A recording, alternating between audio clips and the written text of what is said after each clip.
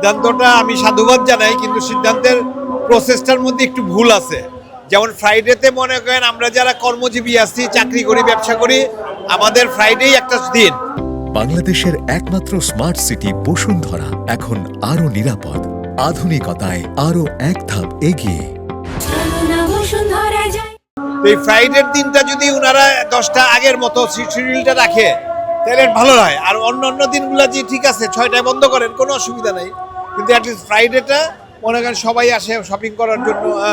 তারপরে আবার এখন গরমের দিন, দুপুরবেলা কেউ আসবে না, অ্যাটলিস্ট বিকালবেলাই আসবে, বাসার থেকে বের হবে। যেমন আমি আজকে বের হয়েছি 5টায়, এখানে এসে পৌঁছায় দেখি যে সব বন্ধ। তো এইটাই আর কি বলার আর কি। এমনি আপনার সিদ্ধান্ত ভালো আছে, এটা একটা বৈশ্বিক দুর্যোগ।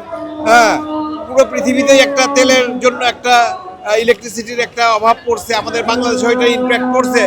ওই হিসাবে সরকারের যে সিদ্ধান্তটা নিছে আমি সাধুবাদ জানাই, কিন্তু ওদের বিবেচনার জন্য অনুরোধ রইল যে অ্যাটলিস্ট ফ্রাইডেটার দিন, ফ্রাইডে স্যাটারডে 2 দিন যে ছুটি থাকে সরকারি, এই 2টা দিন যেমন ওনারা করতে পারে, একটু চিন্তা ভাবনা করতে পারে। এই